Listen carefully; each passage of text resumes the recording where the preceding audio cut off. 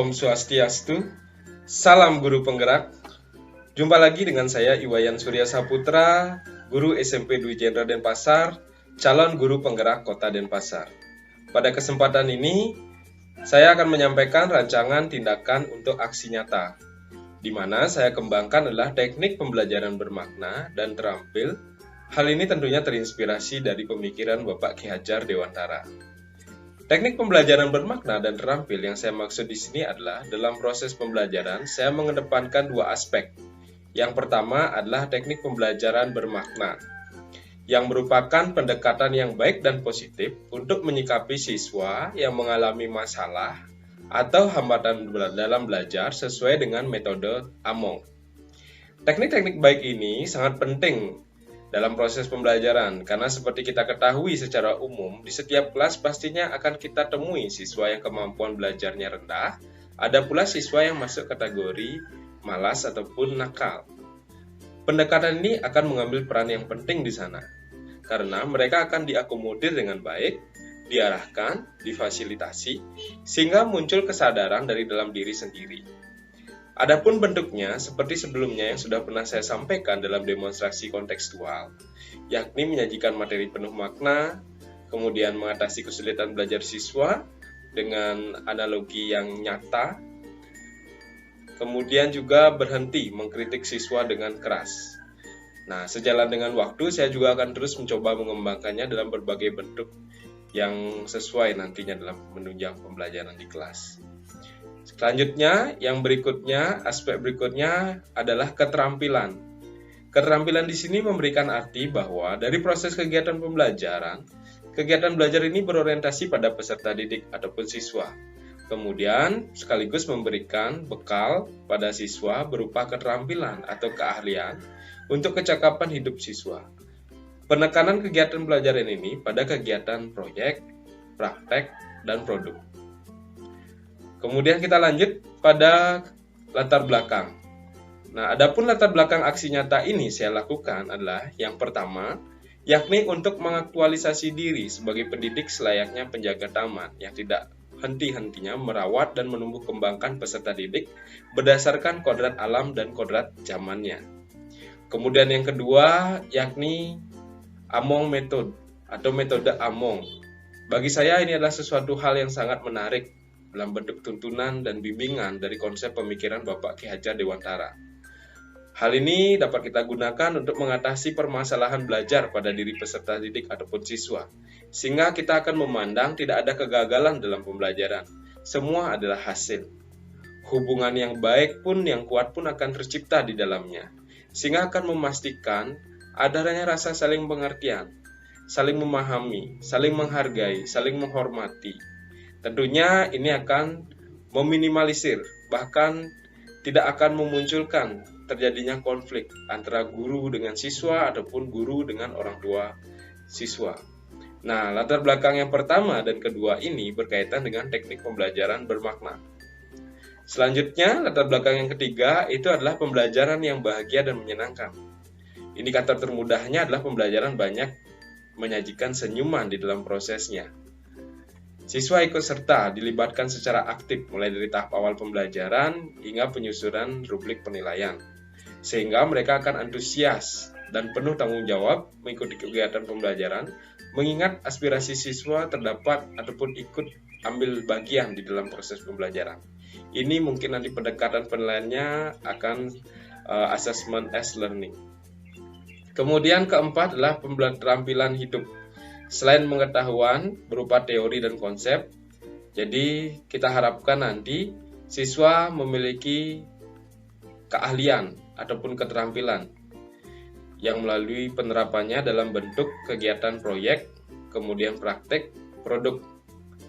Nah, tentunya akan menjadi bekal kecakapan hidup siswa. Untuk latar belakang ketiga dan keempat, ini berkaitan dengan keterampilan dan kecakapan. Kemudian yang berikutnya adalah tujuan aksi nyata. Nah, untuk tujuan aksi nyata ini saya singkat dengan sebutan bakti. Jadi B-nya adalah belajar sadar, kemudian A-nya adalah assessment berkaitan dengan kompetensi, K-nya adalah karakter, T-nya adalah tuntunan, among ataupun hubungan, kemudian I-nya adalah intuitif. Mulai dari yang pertama, belajar sadar, artinya memunculkan kesadaran diri siswa untuk fokus belajar. Begitu juga sebaliknya, sadar belajar. Artinya kita harapkan tujuannya siswa memahami bahwa belajar menjadi sebuah kewajiban dan kebutuhan, bukan berdasarkan suruhan ataupun arahan. Kemudian berikutnya adalah A, assessment atau kompetensi. Ini memastikan bahwa setiap proses pembelajaran itu memberikan nilai-nilai keterampilan ataupun keahlian pada peserta didik ataupun siswa untuk kecakapan hidupnya. Kemudian tujuan yang ketiga itu adalah karakter.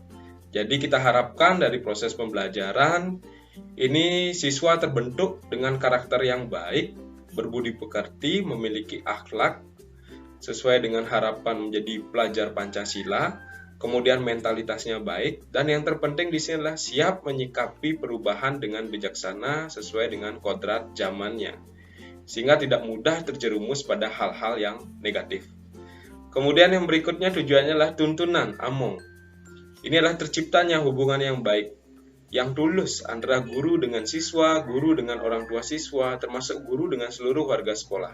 Tentunya ini menjadi landasan yang kuat dalam pembelajaran, sehingga saya harapkan dan tentunya apapun tantangan dalam pembelajaran akan bisa disikapi secara positif dan bijaksana. Tidak akan terjadi yang namanya konflik antara guru dengan siswa, guru dengan orang tua, terlebih lagi guru dengan sesama guru.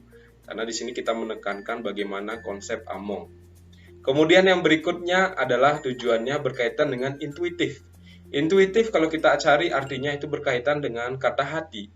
Jadi di sini adalah kita harapkan tumbuh kembang siswa selaras antara mentalitasnya dengan kemampuan kata hatinya. Jadi selain pikiran siswa kita isi, jiwanya atau hatinya kita juga isi. Tujuannya apa? Sehingga setelah mereka menjadi pribadi yang berilmu, ilmu yang mereka miliki diterapkan dengan bijaksana dan kebaikan, bukan untuk hal-hal negatif. Ini mengingatkan saya tentang cerita suku Baduy, di mana salah satu alasan suku Baduy dalam dinyatakan dalam sebuah pemberitaan tidak mau atau belum berkeinginan untuk sekolah, itu dikarenakan ada sebuah catatan sastra yang menyatakan kalau dalam kita artikan dalam bahasa Indonesia, itu artinya adalah tak guna pintar bila untuk bohong teman. Jadi di sini pembelajaran diharapkan keahlian, ilmu yang kita peroleh tidak untuk hal-hal negatif, namun melainkan hal-hal yang positif, bahkan untuk kemasyarakatan yang sifatnya luas. Nah, itu tadi tujuan kita yang kita istilahkan dengan bakti. Kemudian kita berlanjut pada lini masa, tahapan yang akan kita lalui untuk kegiatan aksi nyata ini.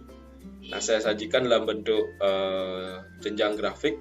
Ini diawali dari menyiapkan perangkat pembelajaran dan saya membangun komitmen kolaborasi bersama orang tua siswa. Seperti yang sudah saya sampaikan dalam demonstrasi kontekstual, di sini saya membangun komitmen dengan orang tua, memastikan kegiatan ini tidak memberikan beban pada orang tua dan siswa, kemudian memastikan orang tua memberikan tuntunan, bimbingan dalam bentuk apa yang mereka bisa lakukan untuk mendukung putra-putrinya untuk tumbuh dan berkembang. Nah, seperti itu. Kemudian, ini akan saya awali dimulai dari tanggal 2 hingga 4 November. Kemudian yang berikutnya adalah pelaksanaan pembelajaran, yakni teknik pembelajaran bermakna dan terampil. Jadi, ini kita mulai pembelajarannya mulai dari tanggal 5 sampai 7 November tahun 2020 ini. Nah, berkenaan dengan pelaksanaan teknik pembelajaran, ini mulai dari poin 2, teknik pembelajaran ini akan mengiringi kegiatan pembelajaran hingga poin kelima. Jadi hambatan, tantangan yang dihadapi siswa, kesulitan, itu kita akan fasilitasi, kita akan lakukan pendekatan menggunakan teknik-teknik pembelajaran yang saya coba kembangkan sehingga hubungan tetap berjalan baik dengan siswa, motivasi siswa tetap terjaga, antusiasme juga berjalan baik. Nah, di sana kita berikan keteladanan sesuai dengan konsep trilogi pendidikan Ki Hajar Dewantara. Kemudian pada tahap yang ketiga, ini adalah tahap penyelesaian proyek. Kegiatan sudah dijalankan, kita berikan fasilitasi dan monitoring. Dan tidak lupa sesuai dengan demonstrasi kontekstual yang sebelumnya sudah saya sampaikan, di sini terjadi kesepakatan bersama antara guru dan siswa. Kita saling mengambil peranan. Jadi mulai dari penjadwalan, kemudian pelaksanaan, rubrik penilaian, di sini kita lakukan evaluasi bersama. Sebagai guru, saya memberikan sebuah template dasar tentang aturan jadwal. Nanti siswa akan ikut beserta memodifikasi sehingga sifatnya fleksibel. Di sini kita mengedepankan assessment as learning, jadi melibatkan siswa dalam proses belajar dan proses penilaian. Seperti itu, sehingga kita harapkan siswa belajar aktif, mandiri, dan penuh tanggung jawab. Kemudian lanjut pada tahap keempat, ini adalah publikasi karya, presentasi, dan penilaian. Di sini setelah kita lakukan monitoring, siswa mulai mempublikasikan karyanya, kemudian mempresentasikan, dan tentunya sebagai guru kita lakukan penilaian. Ini berlangsung dari tanggal 19 sampai 25 November. Hasil karya sesuai dengan konsep pembelajaran jarak jauh, kita kirimkan melalui media sosial, bisa dikirimkan melalui link, melalui Instagram, bisa juga anak-anak upload di Facebook, atau bisa juga diupload di YouTube. Publikasi karya ini meliputi mulai dari tata cara berkaitan dengan tutorial, kemudian hasil karyanya, kemudian pemaparan yang mereka sampaikan terkait dengan bagaimana proses pembuatan dan nilai positif yang mereka dapat dari kegiatan tersebut. Jadi di sini kebermanfaatannya tidak hanya untuk diri siswa, tapi juga untuk masyarakat luas. Siapa tahu salah satu hasil karya siswa menjadi hal yang menarik, memiliki nilai guna yang tinggi, nilai ekonomi, termasuk di-share bagaimana cara tutorial membuatnya. Ini akan memberikan manfaat pada masyarakat luas juga. Kemudian yang tahap berikutnya, yang 5 adalah penyusunan laporan kegiatan. Saya akan menyusun laporan kegiatan pembelajaran secara terstruktur dalam bentuk portofolio untuk disampaikan. Nantinya penyusunan akan dilakukan 2 hari, mulai dari tanggal 26 sampai 27 November. Itu berkenaan dengan lini masa tindakan yang akan saya lakukan. Kemudian berikutnya untuk proses pembelajaran sendiri, pembelajarannya menggunakan materi di kelas 9 yakni bab 3 berkenaan dengan materi ekonomi kreatif. Nah, di sini kita akan melihat bagaimana nanti gambaran pembelajaran. Kemudian kita bisa juga lihat apa saja hasil-hasil karya yang kita harapkan bisa diciptakan oleh peserta didik, bahkan tidak menutup kemungkinan mereka bisa menciptakan hasil karya yang baru seperti itu, yang memiliki nilai kebermanfaatan yang tinggi. Nah, dari hal tersebut, kemudian kita beranjak pada tolak ukur sesuai dengan tujuannya tadi. Kita tujuannya adalah bakti. Jadi apa saja menjadi tolak ukur dari bakti itu sendiri? Nah, ini yang pertama, tujuan dari tolak ukur bakti ini adalah belajar, tentunya adalah belajar sadar. Belajar sadar itu tolak ukurnya, yang pertama adalah kehadiran siswa dalam belajar itu 100%, kecuali izin dan sakit. Di sini kita lihat kesadaran siswa meningkat. Kemudian tugas dikerjakan 100% oleh siswa dengan baik. Kemudian terciptanya suasana nyaman, bahagia, kondusif dalam belajar. Tentunya di sini kita bisa lihat dari indikator yang paling mudah, yakni adanya senyuman dalam proses pembelajaran. Kemudian adalah belajar aktif dari lingkungan keluarga maupun masyarakat. Jadi nanti ide-ide gagasan anak-anak kita coba paparkan inspirasinya dari mana. Kemudian berikutnya adalah asesmen atau kompetensi. Ini tolak ukurnya bisa kita lihat dari hasil belajar siswa di atas kriteria minimum. Kecuali dalam proses PJJ ini kita tidak menggunakan KKM. Kemudian siswa memiliki kompetensi, keahlian, kecakapan hidup melalui karyanya. Nah, jadi karyanya ini menjadi tolak ukur bukti nyata berkenaan dengan asesmen atau kompetensi yang telah mereka miliki dari kegiatan ini. Dan tentunya kegiatan simulasi, praktek itu akan memberikan nilai pembelajaran yang jauh lebih tinggi dibandingkan hanya ceramah ataupun mendengarkan seperti itu. Kemudian lanjut adalah tujuan berikutnya adalah karakter. Ini diwujudkan dari kecerdasan emosional siswa bertumbuh dan berkembang dalam bentuk bijaksana menyikapi situasi, tidak emosional. Nah, ini berkenaan dengan teknik-teknik pembelajaran nanti. Kita akan meminimalisir adanya hambatan kesulitan belajar yang dihadapi oleh siswa. Kemudian mentalitas siswa kuat, tidak pemalu, tidak penakut, tetapi rendah diri. Jiwanya itu pantang menyerah sehingga siap menghadapi perubahan. Jadi kita harapkan hasil karyanya memang mereka tuntaskan, tidak mudah menyerah dalam proses pembuatan seperti itu. Kemudian tuntunan Namong. Ini kita lihat nanti hasil tolak ukurnya dari terjalinnya kolaborasi yang baik antara guru dengan orang tua dan orang guru dengan siswa. Ini tercermin dari komunikasi dan tidak adanya konflik dalam proses pembelajaran.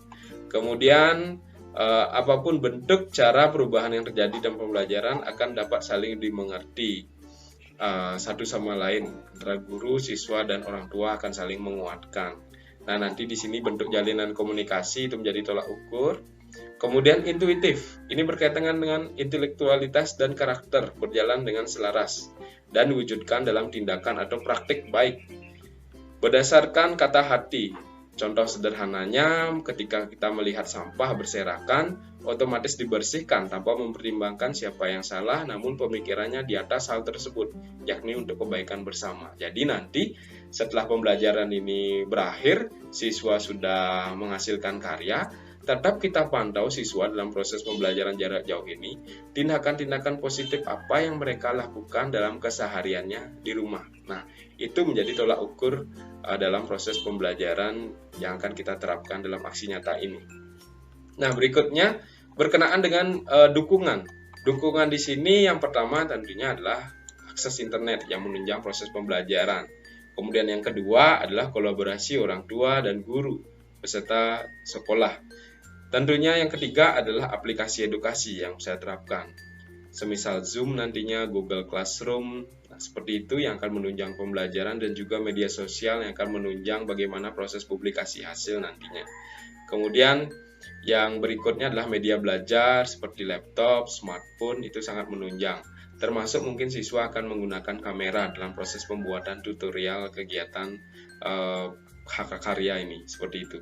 Nah, itu kegiatan aksi nyata, rancangan yang saya akan terapkan berkenaan dengan teknik pembelajaran bermakna dan terampil. Semoga bermanfaat dan saya ucapkan terima kasih banyak. Om Santi Santi Santi Om.